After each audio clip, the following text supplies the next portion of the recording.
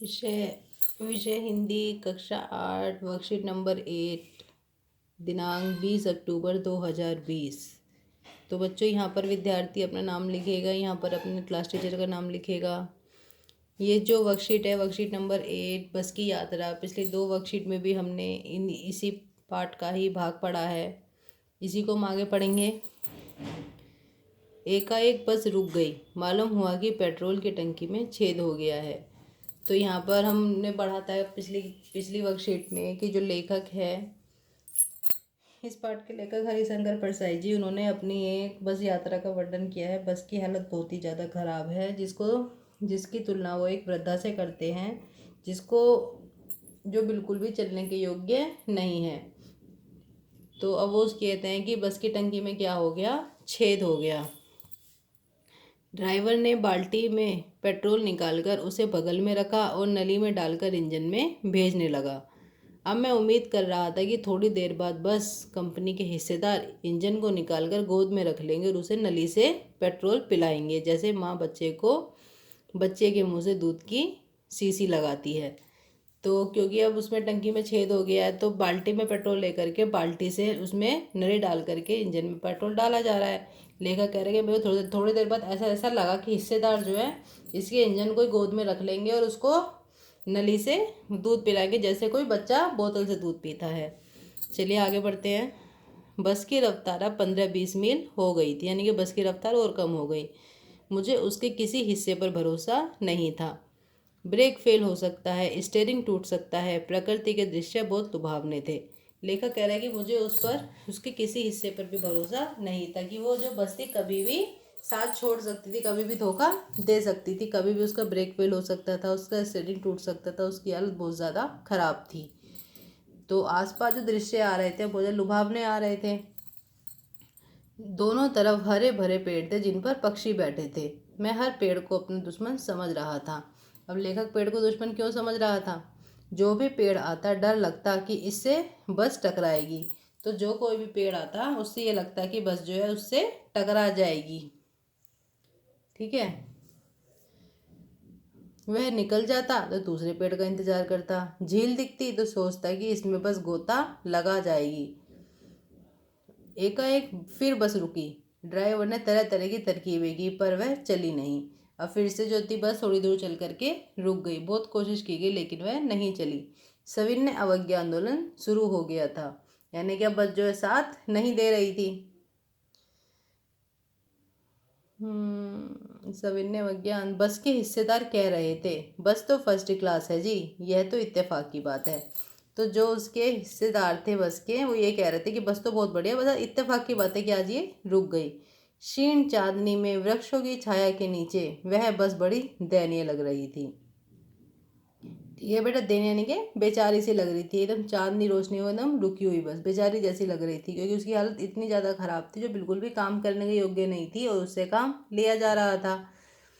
लगता जैसे कोई वृद्धा थक कर बैठ गई है। ऐसा लगता है कि जैसे कोई बुजुर्ग महिला थक कर बैठ गई है। ग्लानि हो रही थी, ग्लानि यानी कि पछतावा हो रहा था कि बेचारी पर लद कर हम चले आ रहे हैं, कि उसकी इतनी हालत ख़राब थी बस कि उसको देख करके हमें खुद से पछतावा हो रहा था कि हम इसके ऊपर लदे हुए हैं।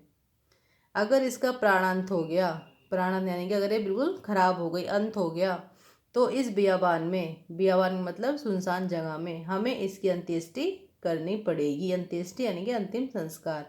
लेखक कह रहा है कि अगर ऐसे में इसका प्राण अंत हो गया, इसकी मृत्यु हो गई बस की, तो हमें तो इस सुनसान जगह पे इसकी अंत्येष्टि करनी पड़ेगी। हिस्सेदार साहब ने इंजन खोला और कुछ सुधारा। बस आगे चली, उसकी चाल और कम हो गई। धीरे धीरे वृद्धा की आंखों की ज्योति जाने लगी, यानी कि धीरे धीरे उसकी जो लाइट थी वो भी बंद होने लगी, हेडलाइट। चांदनी में रास्ता टटोल कर वह रेंग रही थी, तो वो और भी ज़्यादा धीरे धीरे चल रही थी। उसकी अब लाइट भी नहीं जल रही थी, रात का समय था, वो धीरे धीरे जैसे तैसे चल रही थी। आगे या पीछे से कोई गाड़ी आती दिखती तो एकदम किनारे खड़ी हो जाती। तो जैसे कोई गाड़ी आती जाती दिखती, रोशनी तुरंत एकदम से किनारे पे वो बस खड़ी हो जाती, कहीं टकरा ना जाए। और कहते निकल जाओ बेटी, अपनी तो वह उम्र नहीं रही। तो यहाँ पर उसको क्या बोला, बुजुर्ग बोला गया। तो कोई भी गाड़ी निकलती तो ऐसा लगता है कि जैसे वो खुद साइड हो गई और बोल रही है कि बेटा तू निकल जा, मेरी अब उम्र नहीं रही।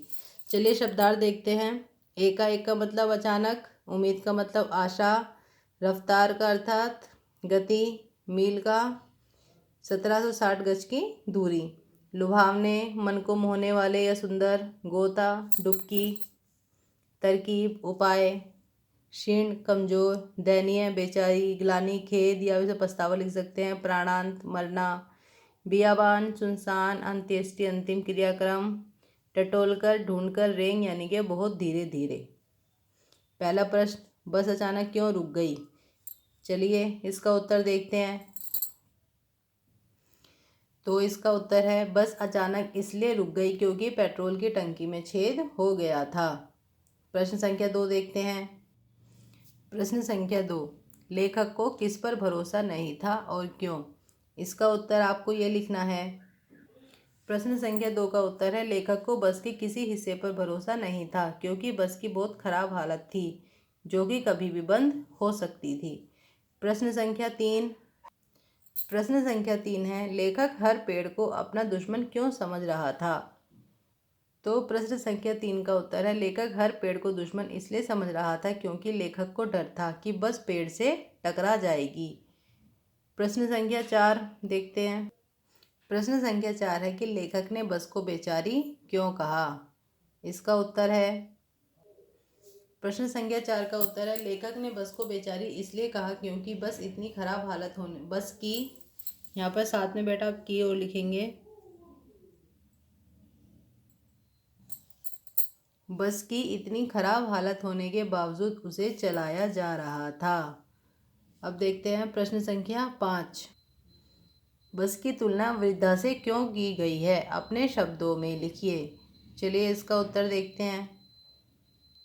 उत्तर 5 है बस की तुलना वृद्धा से इसलिए की गई क्योंकि जिस प्रकार वृद्धावस्था में व्यक्ति के अंग काम करना कम कर देते हैं उसी प्रकार बस का भी कोई हिस्सा उसका साथ नहीं दे रहा था।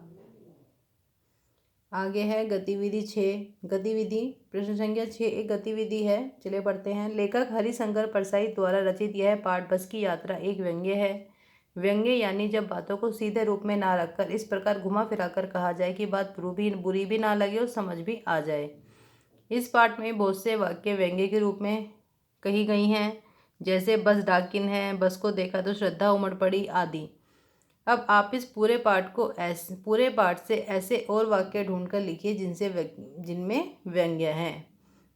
आप इस पाठ पर आए अब तक के कार्यपत्र को अथवा पाठ्य पुस्तक की सहायता भी ले सकते हैं। तो बेटा मैंने पिछली वर्कशीट में भी कहा था किसी भी पाठ को समझने के लिए आपको उस पूरे पाठ को पढ़ना बहुत ज़्यादा आवश्यक है।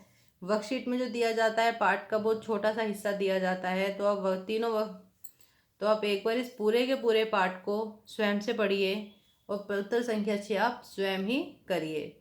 जैसे कुछ सेंटेंस इसमें दिए गए हैं, वर्कशीट भी देख सकते हैं जहाँ पर कुछ व्यंग्य सा किया गया हो।